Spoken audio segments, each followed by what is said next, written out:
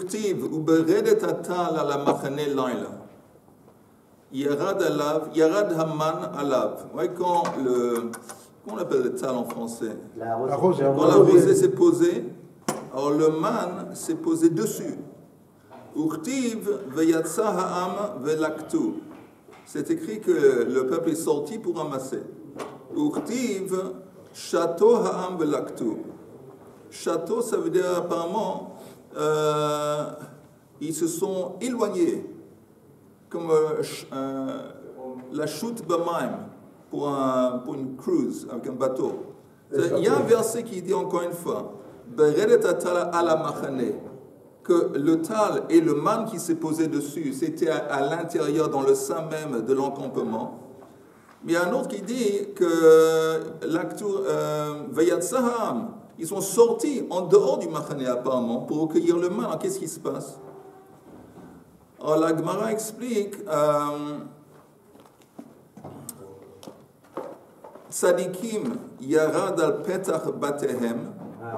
Les tzadikim, pour eux, leur portion de man est tombée sur le seuil, en face du seuil de la maison. Tu te rappelles? Beinonim yatsu velaktu. Les gens qui sont moyens, ils ont dû sortir un petit peu, chercher un petit peu à l'extérieur. Tandis que Reshaim, Chatu velaktu. Eux, les Reshaim ont dû vraiment s'éloigner parce que leur man qui était à eux était loin. Ce qui est intéressant, ce que je me demande, comment les gens ils faisaient pour réparer leur man. Ah oui.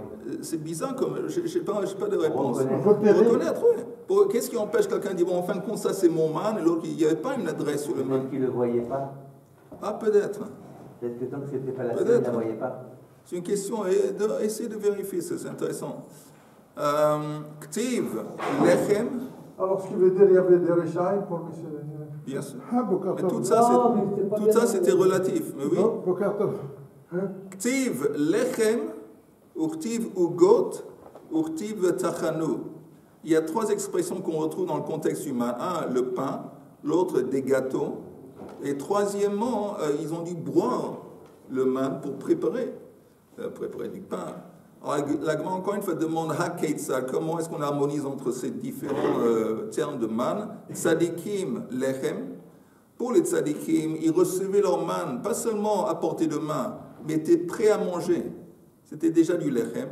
Beinunim ugot, apparemment c'était un stade à mi-chemin. C'est mieux le ugot là? Pardon? C'était pour Marie-Antoinette ou...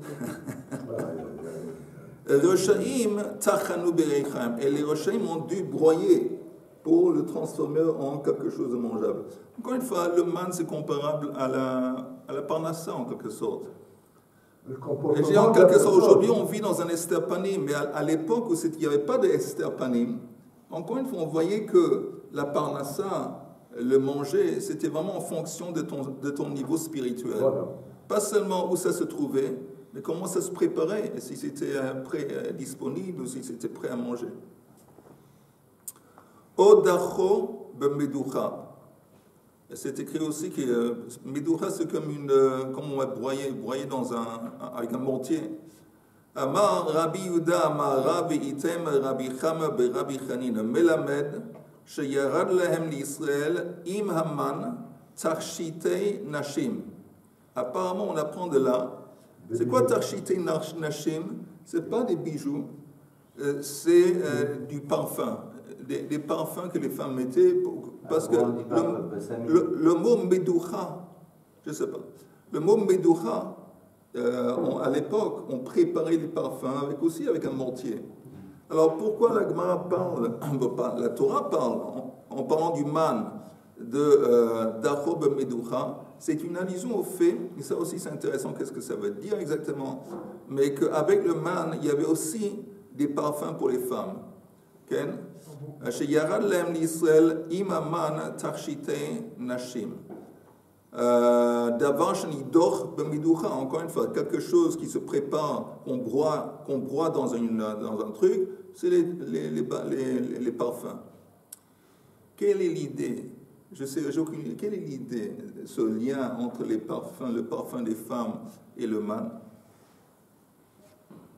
Je sais qu'aujourd'hui, on voit qu'il y a un lien entre entre la parnassa et on utilise l'attirance des femmes dans les pubs. D'accord? On utilise dans les publicités, il y a toujours des femmes à moitié nues qui sont près d'une voiture, près d'un frigidaire, près d'un truc, en train de nous vendre quelque chose. Pourquoi une belle femme, quelque là, en train de... On utilise l'attirance de la femme dans le contexte de nous pousser, de nous aider à acheter beaucoup de revenus. Acheter des choses. Dans les magasins, on a remarqué qu'un magasin où ça sent bon, on est plus enclin à rester et donc à acheter. Ok. Mais là, oui, peut-être. Moi, je pense que c'est pour que les gens aient des relations conjugales. Je ne pense pas qu'il y avait un besoin de les encourager à l'époque. En Égypte, il y avait un besoin. Dans le désert, je ne pense pas qu'il y avait un besoin de les encourager.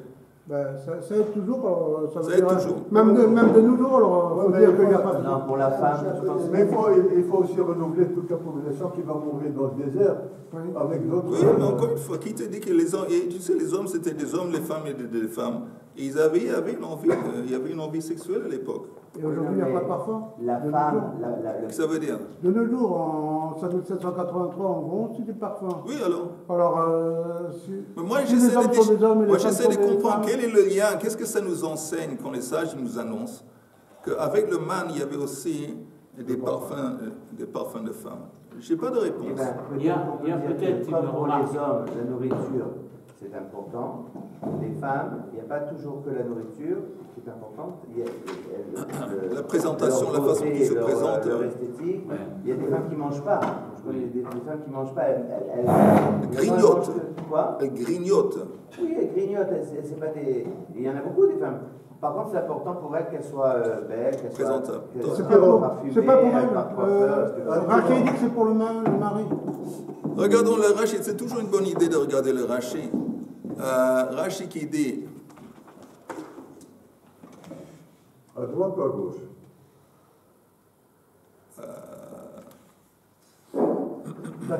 À gauche. Ou God. Oui, Tarchitin Nashim, Besamim Shen Dochot Bemeducha, ou Mikashtot Behen, Liot Reichan Arev le Balen. Non. C'est encore une fois. Ça, oui, mais le parfum, évidemment, le parfum que les femmes mettaient, c'est sous-entendu. Pourquoi ils les mettaient? C'était pour être attirant vis-à-vis de leur mari. Okay, la question de base qui reste, quel est le lien entre le parfum pour être, et le man? Qu'est-ce que ça veut dire qu'avec le man, il y avait un peu de parfum pour les femmes? C'est intéressant. On a vu dans les pages précédentes le lien entre l'alimentation et le rapport à... Non, on a vu l'alimentation. Oui, on a vu. Ça c'est vrai. On a vu avant, on a parlé que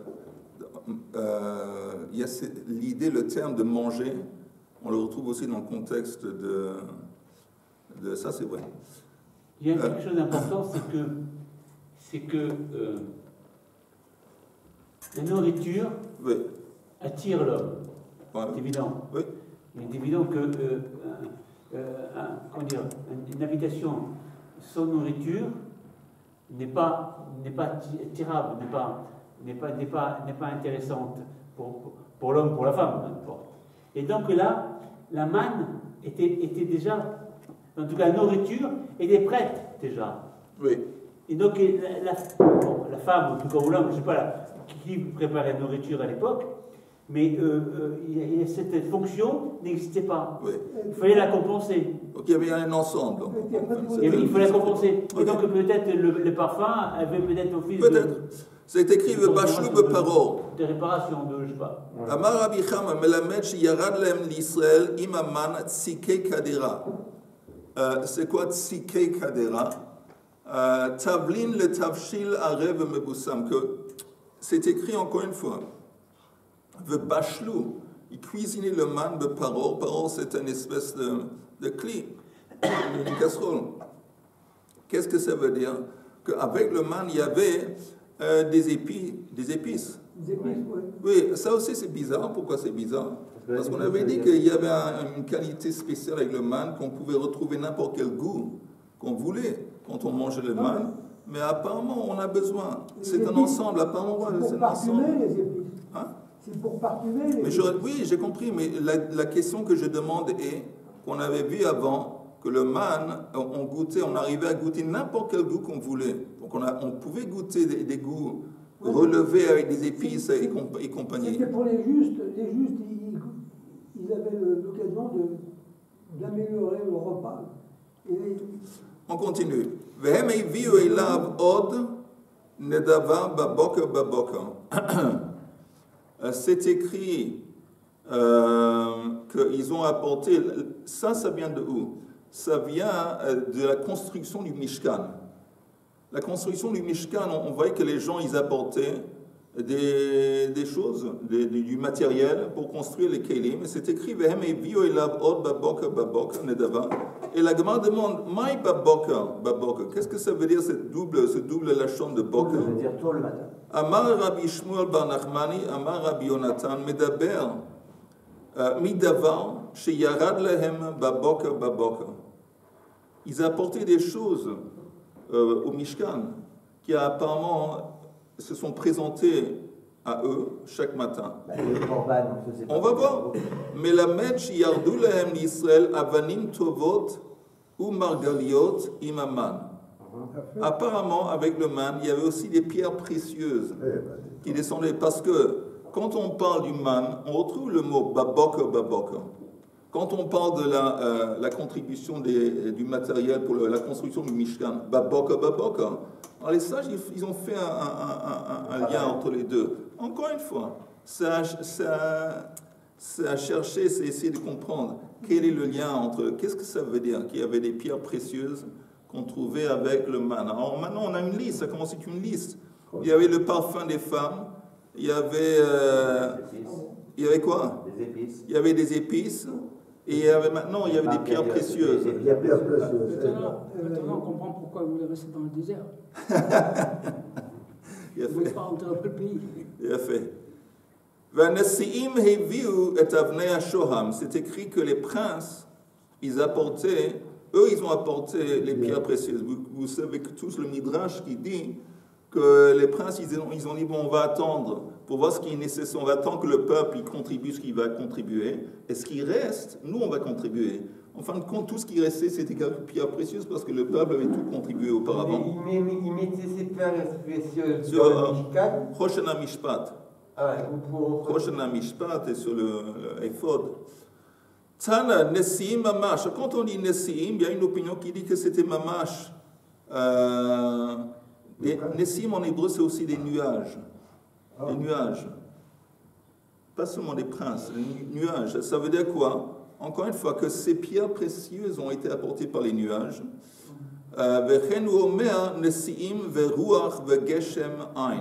On retrouve une phrase dans laquelle on traite aussi de Nessim en tant que nuage. Et ça, encore une fois, ça rentre dans la catégorie de cette idée qu'il y avait des pierres précieuses qui ont été apportées miraculeusement. Où est-ce qu'on retrouve cette idée de pierres précieuses miraculeusement qui sont sur place? C'est avec les descriptions du troisième temple. Et c'est écrit qu'à Yerushalayim, les rues vont être pavées avec des pierres précieuses. Ça veut dire qu'on parle d'une abondance. Une abondance, c'est des choses luxueuses, particulières, qui vont être à portée de main. Et ça, c'est une description de l'étendue de l'abondance qui était apparemment dans le désert et qui même... Mais ça n'aura plus de valeur. À partir du moment où il y a Oui, de l'abondance, ça n'a plus de valeur. beaucoup moins de valeur, oui. C'est écrit dans la Torah que le goût du man, c'était un goût qui était comparable à l'Eshed Hashem. C'est quoi l'Eshed? L'Eshed, c'est comme une espèce de crème, mais on va voir. Amar Rabbi Abao. La crème. Comme une espèce de crème. L'Eshed. Mais on va voir. Dans le mot l'Eshed, on retrouve le mot Shed. Shed, c'est un démon. Shed, c'est un démon. Alors, qu'est-ce que ça veut dire exactement? Amar Rabbi Abao, ma shed ze. Pardon, dans le mot shed, les shed, on retrouve le mot shad. Le sein. Shad, c'est les seins. Ok? Alors, ma shad ze tinok toemba kamata amim. Afaman kol zman shi Yisrael ochlin oto motzin bo kamata amim.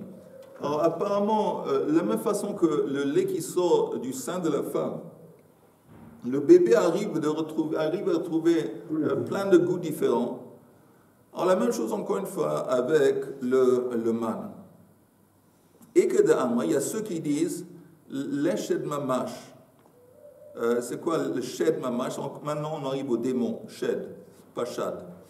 Ma shed zemitaper le kamakvanin. De la même façon qu'un démon il pourrait se déguiser en plusieurs couleurs ou plusieurs formes. Afaman mitaper le kamata amim. Nous analysons encore une fois la même idée que le man il avait cet attribut de pouvoir assumer avoir des goûts tout à fait différents. Vayomer Moshe betet Hashem lachem ba'erev basar. Juste je regarde le Rashi une seconde. Ok. Betet Hashem lachem ba'erev basar le'echol ve'lechem ba'boker lisboa.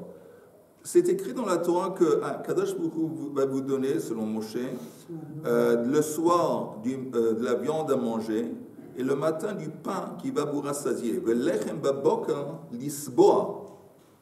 Tana Mishmei de Rabbi Yoshua ben Kocha. Il y a une braïta au nom de Rabbi Yoshua ben Kocha. Basar shesha'alu shelo kehogen. La viande qu'ils ont demandé, ils ont demandé de la viande dans le désert, ils l'ont reçue, mais d'une façon qui n'était pas apte. Comme ils ont demandé, ils ont reçu. Exactement. Nitan lem shelo kehogen, nitan lem shelo kehogen. On tourne la page. On est Ein Hei. Amoud Bet, en haut de la page. Lechem, chez Sha'alu kehogen, nitan lehem kehogen. Alors maintenant, regardez le Rashi, en haut de la page. Rashi qui dit Lechem chez Sha'alu kehogen. Chez Ifshar aliyot belo lechem. Pourquoi? Parce que c'est impossible de vivre et de survivre sans du pain. Donc quand ils ont demandé du pain, c'était pour survivre. Ça, c'était une demande à sa place. Et donc, ils ont reçu le man behogen. C'est quoi behogen? Le matin. Pourquoi recevoir le pain le matin? C'est apte. Parce qu'ils ont beaucoup de temps pour le préparer. Tandis que le soir, ils recevaient la viande, les cailles, tard l'après-midi. Ils n'avaient pas assez de temps, c'était du stress pour le préparer, pour le manger la nuit. Ils voulaient le manger même avant la nuit, c'était du stress. C'était Nitan lehem kehogen baboka, et je continue encore en Rashi, Basar shelo à droite, Basar sha'alu shelo kehogen mitoch keres mlea, sheharei mikne rava yalahem. Pourquoi la demande de viande n'était pas à sa place? Parce c'était des gens qui avaient à quoi manger. À part le man, c'était des gens qui avaient du bétail. Ils avaient des chèvres, ils avaient des moutons, ils avaient. Alors, qu'est-ce que ça veut dire qu'ils demandent la viande? Donc, en revanche, ils ont reçu la viande chez Lokehogen Rashidi, Yarad lehem im chashecha, sha'a sheina re'uya letaken ota ada sha'at haseuda. Apparemment, ils mangeaient, quand il faisait toujours jour, disons ben hashmashot ou quelque chose. Et donc, ils étaient stressés, ils n'avaient pas assez de temps vraiment pour préparer la viande, parce que c'était une demande qui n'était pas à sa place. C'est une question qui revient souvent, ça, parce qu'on se pose souvent la question. Ils recevaient la manne, mais ils avaient des bêtes en sortant d'Israël. Donc ils n'étaient pas, ils ne mouraient pas de faim. Ils avaient des bêtes, pourquoi ils ne les tuaient pas? Alors je posais la question. Il dit c'est parce que du Beth Amikdash, ils ne pouvaient pas le faire par rapport au korbanot. Et comme ils ne pouvaient pas préparer les korbanot, il n'y avait pas le Beth Amikdash, ils n'utilisaient pas les bêtes. Il y a un truc vis-à-vis de la viande dans le désert. Les Juifs, ils pouvaient manger de la viande dans le désert, mais seulement en tant qu'offrande. Ça veut dire qu'il n'y avait pas dans le désert de la viande qui était chouline, qui était profane. La seule viande qu'ils pouvaient manger, c'était une viande qui faisait partie d'une offrande. Et l'offrande qui était offerte, il y avait le Mishkan, dans le Mishkan.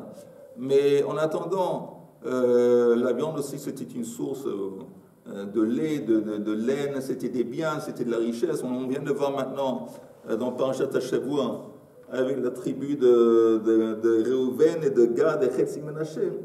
on voit que c'est des biens, c'est une richesse, les troupeaux et tout ça. Ils n'étaient pas en hâte de terminer leur troupeau dans le désert.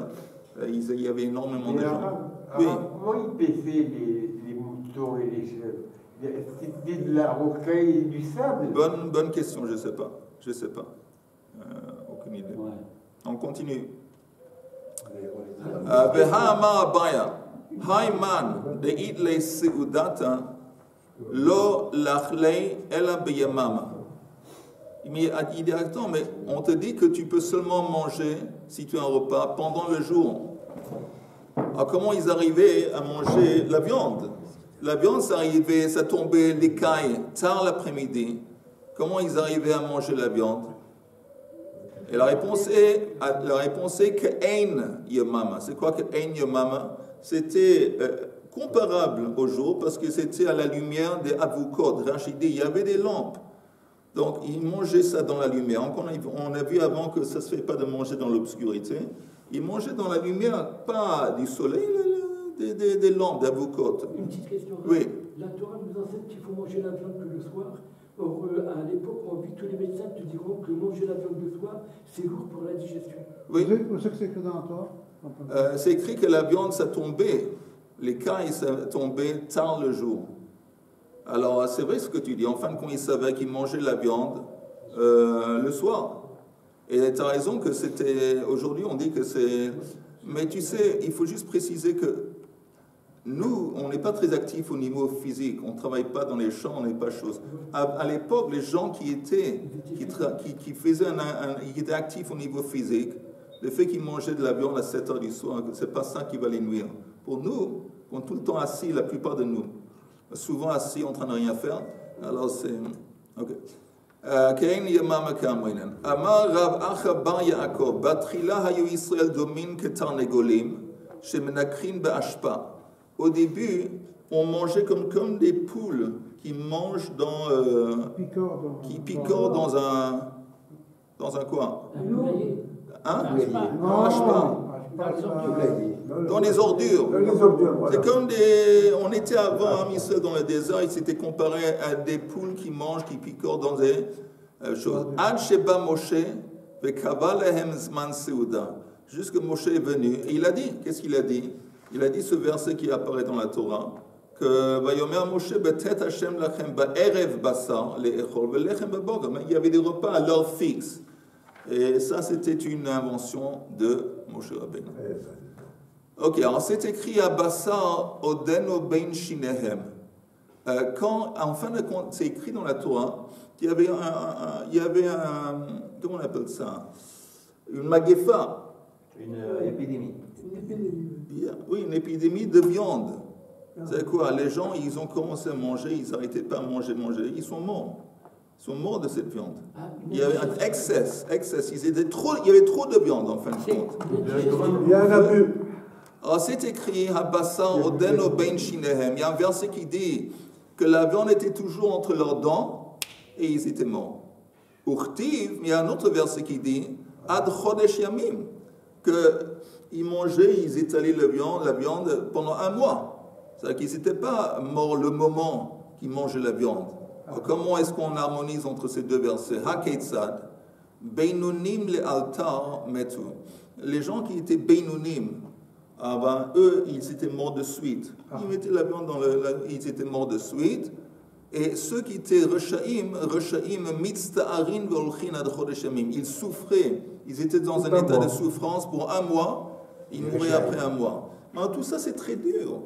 Très dur, cette histoire. Ça veut dire quoi que tous ces gens, ils sont en train de mourir parce qu'ils voulaient de la viande? C'est un peu dur, non? On est un peu choquant. Pourquoi les gens, ils vont mourir parce qu'ils veulent la viande?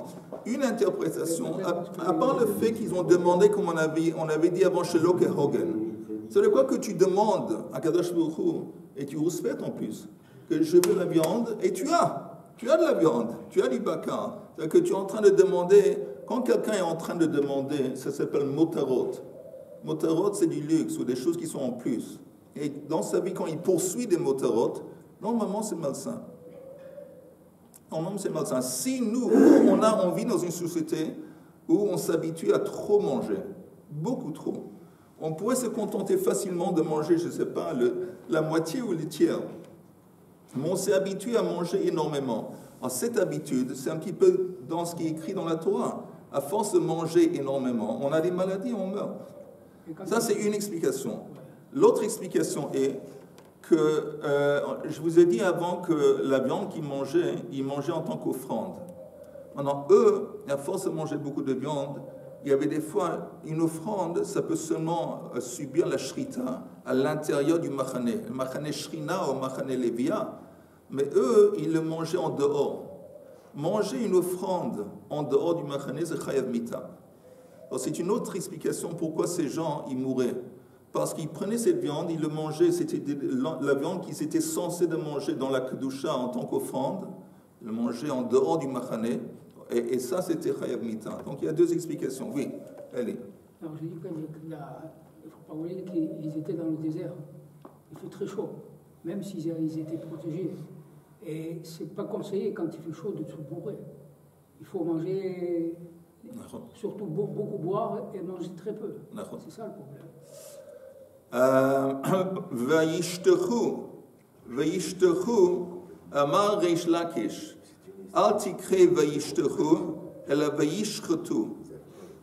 Dans le mot yishtechu, en parlant de la caille, c'est comme étaler comme ça, faire des tapis ou des couches de caille. Mais la dracha ici, c'est au lieu de yishtechu, ils disent vayishchatu. Mais la mèche nitraivu sonehen shel Israël shrita. Ça enseigne qu'ils étaient méritants, les Juifs, de mourir, d'avoir shrita, eux-mêmes. Chatoar, il y a un autre terme qu'on retrouve en parlant du kai, chatoar. Tana mishmei de Rabbi Yoshua ben Kocha, al tikre chatoar el shachot. Melamed sheyarad lehem l'Israël imaman davar shetauna shrita. Shachot, ça veut dire quelque chose qui nécessite d'être égorgé, de subir la shrita. Ça veut dire qu'avec le man, c'est une allusion au fait qu'il y avait aussi l'écaille. Quand, encore une fois, le man, c'était quelque chose, on sait qu'il venait l'après-midi. Amar Rabbi, est-ce que c'est à partir d'ici qu'on apprend que les oiseaux, la volaille, avaient besoin d'être égorgés? Est-ce que c'est d'ici qu'on apprend qu'avec le man, il y avait de la caille, de la viande? Il y a un verset qui dit V'yamter alehem ke'afar she'er v'kechol of kanaf. Il y a un verset qui vient de Teilim qui dit qu'Akadosh Baruch Hu fait pleuvoir comme de la poussière. She'er ici c'est de la viande. De la viande comme du sable qu'on retrouve sur la mer. Of kanaf, c'était des oiseaux. Donc il y a un verset dans Teilim qui parle du fait qu'avec le man, il y avait plein de cailles. Vetanya, Rabbi Omer vezavarta ka'ashat siviticha, ça c'est très important. C'est écrit dans la Torah que tu vas égorger comme je t'ai commandé. Vezavarta ka'ashat siviticha, melamed shnitztava Moshe al haveshet ve'al hakane. Vous savez que dans la gorge d'un oiseau, pas seulement un oiseau, il y a veshet, il y a canet. Je ne sais pas comment on traduit ça, c'est comme deux tuyaux. Hein, la trachée artère et l'autre... L'œsophage. Ok. Alors, il y a, vis-à-vis de Shrita, al rov echad be'of, pour que la Shrita soit considérée comme cachère pour de la volaille, on doit couper la majorité ou du veshet ou du canet. C'est suffisant qu'on a coupé la majorité ou de un ou de l'autre. Dans le cas idéal, on fait les deux. Mais s'il a fait la majorité d'un des deux, c'est kasher. Val rov shnaim ba behema. Mais si c'est pas de la volaille, c'est une behema, alors là, il doit couper la majorité des deux, aussi bien le canet que le veshet. Entre parenthèses, je vais vous dire, ce verset, c'est une des preuves de l'importance de Torah Sheba'al Peh, ou l'existence de Torah Sheba'al Peh. C'est écrit que tu vas faire Shrita comme je t'ai commandé. Mais c'est aucunement, ça n'apparaît pas dans la Torah, les halachot de Shrita. Et néanmoins, c'est écrit, tu vas faire un shrita comme je t'ai commandé de le faire. C'est une des preuves de Torah Sheba'al Peh. Je ne comprends pas, elle est tombée morte, elle est tombée déjà égorgée. Peut-être, c'est une bonne question. Peut-être ils étaient, comment on dit, assommés par le chaume, ils étaient toujours vivants. C'est sûr que s'ils étaient morts, c'est une veille-là. Non, mais tu t'attends pas. C'est un miracle. Il n'aurait pas eu le droit de la Ça aurait pu tomber. Cachère. Avec un tampon du Badatz. Ouais. En Badatz ou en Rabbanout. Une étiquette, c'est marqué cachère. C'est une bonne question. אלא מה תלמוד לומר שהתואר מלמד שירד להם משטיחים. משטיחים c'est des souches, des couches de trucs. Ok. Ktiv, j'aimerais arrêter ici, mais j'aimerais vous dire un truc important sur la paracha, si vous voulez bien. On avait parlé, c'est possible auparavant, mais c'est tellement un truc de base, ça vaut la peine de le redire, que dans la paracha, dans Matot, c'est la source dans la Torah de qu'est-ce que c'est du matérialisme, qu'est-ce que c'est les dangers du matérialisme et quel est le côté positif du matériel. Alors d'abord, vis-à-vis du côté positif, il y a, comme vous savez, dans Matot, il y a la liste du butin qui a été pris dans la guerre après les Moabim. C'est une longue liste. Dans le butin aussi, on parle de ce qu'il faut donner aux Kohanim, aux Levi'im. Mais c'est un peu étonnant. Pourquoi c'est étonnant? C'est parce que c'est oui, mais c'est un peu barbant. On nous dit combien de chameaux, et combien d'ânes, et combien de... Et qu'est-ce que ça... Non, mais c'est vrai, là, la Torah nous donne une leçon de calcul. Parce que comme ça, on rentre dans le Cheshbon. Oui, mais la Torah n'est pas venue pour nous enseigner les maths. Alors pourquoi rentrer dans ce... On a exactement combien d'ânes et qu'est-ce que ça nous avance? Qu'est-ce que ça nous contribue? Alors nous, on sait qu'il y a un Rashi qui dit que quand le peuple juif a été compté au commencement de Bamidbar, il y a de temps en temps, il est compté. Le fait qu'on ait compté, c'est un signe d'amour vis-à-vis des Kadosh Baruch Hu. Et Rashi donne l'exemple de quelqu'un qui était très riche et qui aime son argent. Comme il aime Picsou, comme il aime son argent, alors de temps en temps, il a un plaisir, il se fait un plaisir de le compter. On aime compter des choses qui nous appartiennent, il compte parce qu'il aime. Apparemment, quand la Torah compte le butin, c'est à cause on aime. On aime ce butin, c'est pour ça qu'on le compte. C'est une expression de valorisation. Pourquoi? Alors, vous connaissez tous l'histoire de Yaakov Avinu qui a pris sa famille après 20 ans et il a traversé la rivière du Jourdain et il se fait qu'il a oublié un petit ustensile, pachim ktanim, des petits trucs, une petite fiole qui ne vaut rien. Il est retourné tout seul pour récupérer cette petite fiole qui ne vaut rien de rien. Et puis l'ange était là, comme tu dis. Et Chazal, ils disent, là on apprend que la tzadikim chaviv, la tzadikim mamonam, yoter megufam. Que pour les tzadikim, leurs biens ont plus de valeur que leur vie. C'est un truc assez bizarre parce qu'on aurait pu penser le contraire. Si c'est un tzaddik, il n'est pas censé d'attribuer de l'importance à ses biens. Bon, les biens, tout ça, c'est du matériel. Bave au l'air. Alors pourquoi il s'est mis en danger pour une petite fiole? Ça a l'air choquant. Et de là, les sages, ils disent, là, on voit que les tzadikim, leurs biens sont plus importants pour eux que leur vie. Et la réponse est que quand un type normal, il regarde ses biens, il dit, ça, c'est les biens que j'ai ramassés, que j'ai attribués, que j'ai reçus à cause de mon travail. D'accord? Ça, c'est la façon qu'un type qui n'est pas tzaddik, il conçoit ses biens. Bon, j'ai travaillé dur dans la vie, ça, c'est mes biens. Un tzaddik, non. Un tzaddik, tout ce que j'ai, c'est matana. C'est un don, c'est un cadeau, mais à Kadosh Baruch Hu. Alors, si c'est comme ça qu'il conçoit ses biens, or même quelque chose de petit, c'est un don dans les yeux du tzaddik d'Akadosh Baruch Hu, et donc ça vaut la peine que Yaakov va aller le reprendre. C'est pas la fiole qui l'intéresse, c'est la fiole qui, dans ses yeux, représente un don directement d'Akadosh Baruch Hu. C'est pour ça qu'il est retourné. De ce point de vue, dans cet esprit, la Torah, elle compte, énumère le nombre de d'ânes et de vaches et de moutons.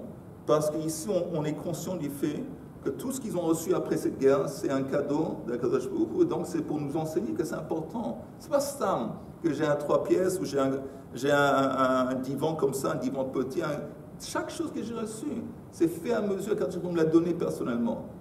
Et si Akadosh Baruch Hu me tend la main et dans la main il y a du lait, ce lait il va être pour moi il va avoir beaucoup de valeur. Ça c'est le côté positif. Maintenant le côté négatif, il est évident qu'à la fin de Chukat, qu'est-ce qu'ils disent? Shevet Reuven Vegad Vechetzi Menashe. Ils disent bon, on constate que le territoire de l'autre côté de la rivière est riche, il y a un pâturage pour les moutons. Nous, on a du bétail, pile, ça tombe bien pour nous, on veut rester là-bas. Alors, c'est intéressant d'abord. Pourquoi c'est intéressant? Parce que qu'est-ce qu'ils sont en train de... C'est choquant. Ils sont en train de céder sur la terre promise. Ils savent que Eretz Israël, c'est la terre promise. Ils sont en train de dire non, mais j'ai un calcul de gain. Un calcul à base de gain, d'intéressantiout. Ils disent à cause de ça, je suis prêt à mettre toute cette histoire, la terre promise, tout ça c'est bien beau, mais ce qui m'intéresse, c'est ici. On veut rester ici. Terre à terre. Oui, mais encore une fois, nous on vit dans une société capitaliste. Société capitaliste, ça veut dire entre autres qu'il y a des transactions commerciales qui se font, et c'est très bien. Et c'est basé sur l'intérêt des deux parties. C'est dans mon intérêt de te vendre cet objet, et l'autre, c'est dans son intérêt de l'acheter. Tout ça, c'est intéressant. Mais il y a d'autres relations dans la vie qui ne sont pas basées, qui ne sont pas censées être basées sur l'intérêt. Par exemple, un couple. Un couple, c'est pas aujourd'hui, là, ça commence à se dégringoler, ça devient aussi mais un couple, c'est des partenaires dans une vision qu'ils veulent ensemble construire un Beit Ne'eman d'Israël. Ils ont un projet commun. Ça devient des partenaires. Ils ont une bride ensemble. Oui. Et en même temps, ici, on voit les gens qui habitent en terre d'Israël. C'est pas simplement parce que ça me va et ça me rapporte que je suis ici. C'est pas simplement une question de gain. Il y a une autre dimension qui me rattache à cette terre. Une dimension spirituelle, une dimension de valeur élevée. C'est pour ça que quand on entend aujourd'hui, que ce soit les aviateurs, que ce soit les gens, les docteurs même, les gens qui commencent ça veut dire qu'ils n'ont pas compris qu'en fin de compte, il y a des choses qui vont au-delà d'intérêt. Il y a un bride, une espèce d'alliance, mais quoi que ce soit, ils ont décidé de rester. Alors, comment Moshe Rabbeinu, il répond, il dit, mais c'est terrible ce que vous dites, parce que si vous allez rester ici, ça va être un coup terrible au niveau de la morale. Parce que les autres tribus vont dire, vous restez parce que vous avez peur, et si vous restez parce que vous avez peur, nous on ne va pas vouloir aller aussi, et c'est la fin. Et eux, ils disent, non, pas du tout, on va y aller. Quand ils disent qu'on va y aller, alors ça vaut la peine de s'attarder, de regarder une seconde, et qu'est-ce qu'ils disent? Ils disent comme ça. Ils disent, ils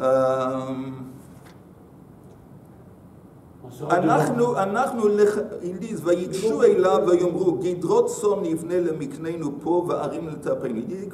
écoute Moshe, on va construire des enclos pour nos moutons, pour notre bétail, on va mettre des villes pour nos enfants.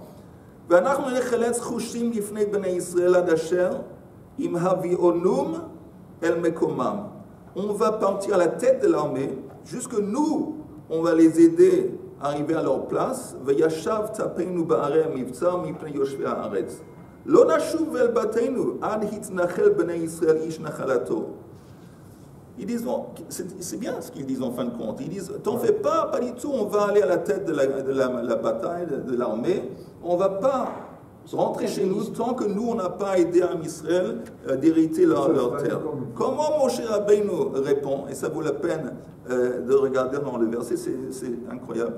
Vayomer alehem Moshe, im ta'asun et hadavar hazeh, im techalsu lifnei Adonai למלחמה, ועבר לכם כל חלוץ את הירדן לפני אדוני, עד הורישו את אויביו מפניו, ונכבשה הארץ לפני אדוני, ואחר תשובו והייתם נקיים מאדוני ומישראל, והייתה הארץ הזאת לכם לאחוזה לפני אדוני. Moshe ne savait pas la tête qu'on nous parlait. Nous, on va aller à la tête de l'armée. Jusque nous, on a fait en sorte que les autres tribus vont hériter leur héritage. Après, nous, on va retourner à la terre qui nous revient. Ils ont tout le beau discours qu'ils ont donné. À part une occasion, ils ont mentionné le Shem de Hachem. Ça, c'est le résultat d'une vision matérialiste dans le monde. À force d'être matérialiste et de penser que c'est toi qui es responsable, Akadosh Baruch Hu, il n'est plus dans le coup. Et c'est ça que Moshe Rabbeinu est en train de dire, mais ça ne va pas la tête. Vous. Et où est-ce qu'il achète dans l'histoire?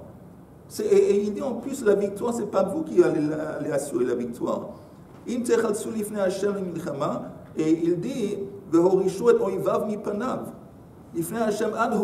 Hachem qui va faire la bataille, ce n'est pas vous. Il y a le revers de la médaille. Attends une seconde. Et ça, on voit avec ça, c'est le grand problème avec une vision matérialiste du monde. Et c'est pour ça que c'est intéressant. Vous savez, on lit en ce moment sur les villes de refuge. Il y en a 6. Il y a 6 villes de refuge. Il y a 3 villes de refuge dans la terre d'Israël. Il y a 3 villes de refuge de l'autre côté du Jourdain, la rivière. Et c'est ça qui est étonnant. Parce que dans Eretz Israël, il y a 9 tribus et demie. Dans l'autre côté, il y a 2 tribus et demie. Mais ils ont besoin le même nombre de villes de refuge. Et les sages, ils disent, de là on voit que Shriche Rotzrei, il y avait une abondance de meurtres qui se déroulait dans l'autre côté. Pourquoi? Parce que quand on a encore une fois une vision matérialiste, en fin de compte, ça va engendrer en fin de compte des meurtres. Et c'est pas par hasard que les premières tribus à être exilées, parmi toutes, c'était eux. Les premières qui à être exilées, c'était eux. Donc ça, c'est une leçon très importante. D'un côté, le matériel, les biens, c'est un cadeau d'Hachem. Il faut vraiment valoriser, il faut préserver, parce que c'est Akadosh qui nous les a donnés. Mais de l'autre façon, comment est-ce qu'on aborde le matériel? Il faut mettre tout ça en perspective. Et eux, on voit tout ce qu'il ne faut pas faire, ils ont fait. Tout ce qui est négatif vis-à-vis du matériel, on le retrouve dans leur vision, dans leurs mots, dans leur comportement. Donc, surtout aujourd'hui qu'on vit dans une société qui est très matérialiste, c'est des choses à prendre à cœur et réfléchir à ça. Pourtant, ils ont fait la guerre. Encore une fois, demain, je ne peux pas venir, il n'y a pas de cours parce que j'ai une bdika. Mais pourtant, ils ont fait la guerre avec toutes les tribus. Oui, ils ont fait, mais encore une fois,